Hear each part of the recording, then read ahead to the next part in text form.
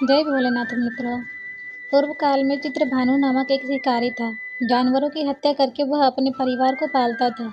वह एक साहूकार का कर्जदार था, लेकिन उसका ऋण समय पर न चुका सका। क्रोधित साहूकार ने शिकार को शिव मठ में बंदी बना लिया। संजोग से उसी दिन शिवरात्रि थी। शिकारी ध्यानमग्न होकर शिव संबंधी धार्मिक बातों को सुनता रहा। चतुर्दशी को उसने शिवरात्रि का व्रत की कथा भी सुनी। शाम होते ही साहूकार ने उसे अपने पास बुलाया और ऋण चुकाने के विषय में बात की। शिकारी अगले दिन सारा ऋण लौटा देने का वचन देकर बंधन से छूट गया। अपनी दिनचर्या की भांति वह जंगल में शिकार करने के लिए निकला, लेकिन दिन भर बंदी गृह में रहने के कारण भूख प्यास से व्याकुल था। शिकार खोजता हुआ वह बहुत दूर निकल गया। जब अंधकार हो गया तो उसने विचार किया कि रात जंगल में ही बितानी पड़ेगी। वह बन एक तालाब के किनारे एक बेल के पेड़ पर चढ़कर रात बिताने का इंतजार करने लगा। बेल वृक्ष के नीचे शिवलिंग था, जो बेल पत्रों से ढका हुआ था। शिकारी को उसका पता न चला। पहाड़ बनाते समय उसने जो टहनियाँ तोड़ी वे संजोग से शिवलिंग पर गिरती चली गई। इस प्रकार दिन भर भूखे प्यासे शिकारी का व्रत भी हो गया और शिवलिंग पर बेलपत्र भी चढ़ गए। एक पहर रात्रि बीत जाने पर गर्भिणी हिरनी तालाब पर पानी पीने पहुंची। शिकारी ने धनुष पर तीर चढ़ाकर जो ही प्रत्यंचा खींची। हिरनी बोली, मैं गर्भवती हूँ, शीघ्र ही प्रसव करूँगी। तुम एक साथ दो जीवों की हत्या करोगे, जो ठीक नहीं है। मैं बच्चों को जन्म देकर शीघ्र ही तुम्हारे समक्ष प्रस्तुत हो जाऊँगी, तब मार लेना। शिकारी ने प्रत्यंचा ढीली कर दी और हरिणी की जंगली झाड़ियों में लुप्त हो गई। प्रत्यंचा चढ़ाने तथा ढीली करने से कुछ वक्त बेल पत्र अन्यास ही टूटकर शिवलिंग पर गिर गया। इस प्रकार उससे अनजाने में ही प्रथम पहर का पूजन भी संपन्न हो गया। कुछ देर बाद ही एक और हिरनी उधर से निकली। शिकारी के प्रसन्नता का ठिकाना न रहा। समीप आने पर उसने धनुष पर बाण चढ़ाया। तब उसने उसे देखकर विनम्रता से निवेदन किया, हे शिकारी, मैं थोड़ी देर पहले ही ऋतु से विनम्र हुई हूँ, वरिणी हूँ। अपने प्रिय की खोज में भटक रही हूँ। मैं अपने पति से मिलकर शीघ्र ही तुम्हारे पास आ जाऊँगी। शिकारी ने उसे भी जाने दिया। 2 बार शिकार को खोकर उसका माथा ठनका। वह चिंता में पड़ गया। रात्रि का आखिरी पहर बीत रहा था। इस बार भी धनुष से लगकर कुछ बेलपत्र शिवलिंग पर गिर गए तथा दूसरे पहर की पूजन भी संपन्न हो गई। तभी एक अन्य हरिणी अन्य बच्चों के साथ उधर से निकली। शिकारी के लिए वह स्वर्ण अवसर था। उसने धनुष पर तीर चढ़ाने से देर नहीं लगाई। वह तीर छोड़ने ही वाला था कि हिरनी की बोली, हे शिकारी, मैं इन बच्चों को इनके पिता के हवाले करके लौट आऊँगी। इस समय मुझे मत मारो। शिकारी हंसा और बोला, सामने आए शिकार को छोड़ दूँ? मैं ऐसा मूर्ख नहीं।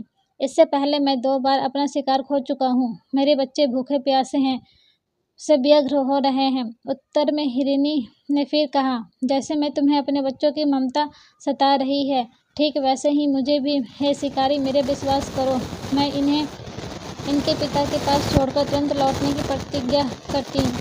हरिणी का दुख भरा स्वर सुनकर शिकारी को उस पर दया आ गई। उसने उस मृग को भी जाने दिया। शिकार के अभाव में तथा भूख प्यास से व्याकुल शिकारी अनजाने में ही बेल वृक्ष पर बैठा बेलपत्र तोड़ कर नीचे फेंकता जा रहा था। फटने की हुई तो एक हष्ट-पुष्ट मृग उसी रास्ते पर आया। शिकारी ने सोचा कि इसका शिकार वह अवश्य करेगा। शिकारी की तनी प्रत्यंचा देखकर मृग विनती से स्वर में बोला, हे शिकारी, यदि तुमने मुझसे पूर्व आने वाली 3 मृगियों का छोटे छोटे बच्चों को मारकर डाला है, तो मुझे भी मारने में विलम्ब ना करो, ताकि मुझे उनके वियोग में एक क्षण भी दुख न सहन करना पड़े। मैं उन हरिणियों का पति हूँ। यदि तुमने उन्हें जीवन दान दिया है तो मुझे भी एक क्षण का जीवन देने की कृपा करो। मैं उनसे मिलकर तुम्हारे समक्ष उपस्थित हो जाऊँगा। मृग की बात सुनते ही शिकारी के सामने पूरी रात घटनाचक्र घूम गया। उसने सारी कथा मृग को सुना दी। तब मृग ने कहा, मेरी 3 पत्नियां जिस प्रकार प्रतिज्ञाबद्ध होकर गई है, मेरी मृत्यु अपने धर्म का पालन नहीं कर पाएगी। अतः जैसे तुमने उन्हें विश्वास पात्र मानकर छोड़ा है, वैसे ही मुझे भी जाने दो। मैं उन सबके साथ तुम्हारे सामने शीघ्र ही उपस्थित होऊंगा। शिकारी ने उसे भी जाने दिया। इस प्रकार प्रातः हो आई। उपवास, रात्रि जागरण तथा शिवलिंग पर बेलपत्र चढ़ने से अनजाने में ही शिवजी पर शिवरात्रि की पूजा पूर्ण हो गई, पर अनजाने में ही की गई पूजन परिणाम से तत्काल मिला। शिकारी का हिंसक हृदय निर्मल हो गया, उसमें भगवत शक्ति का विश्वास हो गया। थोड़ी ही देर बाद वह मृग सपरिवार शिकारी के समक्ष उपस्थित हो गया ताकि वह उनका शिकार कर सके। किंतु जंगली पशुओं की ऐसी सत्यता और सात्विकता एवं सामूहिक प्रेम भावना देखकर शिकारी को बड़ी लगन हुई। उसने मृग परिवार को जीवन दान दिया। अनजाने में शिवरात्रि का व्रत का पालन करने पर भी शिकारी को मोक्ष की प्राप्ति हुई। जब मृत्यु काल में यमदूत उसके जीव को ले जाने के लिए आए तो शिव गणों ने उन्हें वापस भेज दिया तथा शिकारी को शिवलोक ले गए। शिव जी की कृपा से ही अपने इस जन्म में राजा चित्रभानु अपने पिछले जन्म को याद कर रहा था तथा महाशिवरात्रि के महत्व को जानकर उनका अगले जन्म भी पालन कर पाए। शिकारी की कथा अनुसार महादेव को अनजाने में किए गए व्रत का भी फल देते हैं, पर वास्तव में महादेव शिकारी की दया भाव से प्रसन्न हुए। अपने परिवार के कष्ट का ध्यान होते हुए भी शिकारी ने मृग को परिवार जाने दिया। यह करुणा ही वस्तुतः वह शिकारी को उन पंडित एवं पुजारियों से उत्कृष्ट बना दी जो कि सिर्फ रात्रि जागरण, उपवास एवं दूध, दही, बेलपत्र आदि द्वारा शिव जी को प्रसन्न कर लेना चाहते हैं। इस कथा में सबसे महत्वपूर्ण बात यह है कि इस कथा में अनजाने में ही हुए पूजन और विशेष फल दिया गया। इसका अर्थ यह नहीं कि शिव जी किसी भी प्रकार से किए गए पूजन को स्वीकार कर लेते अथवा भोलेनाथ जाने अनजाने में हुए पूजन में भी भेदभाव नहीं करते। वास्तव में वह शिकारी शिव पूजन नहीं कर रहा था। इसका अर्थ यह भी हुआ कि वह किसी तरह से किसी फल की कामना भी नहीं कर रहा था। उसने मृग परिवार को समय एवं जीवन दान दिया जो कि शिव पूजन के समान है। शिव का अर्थ ही कल्याण होता है।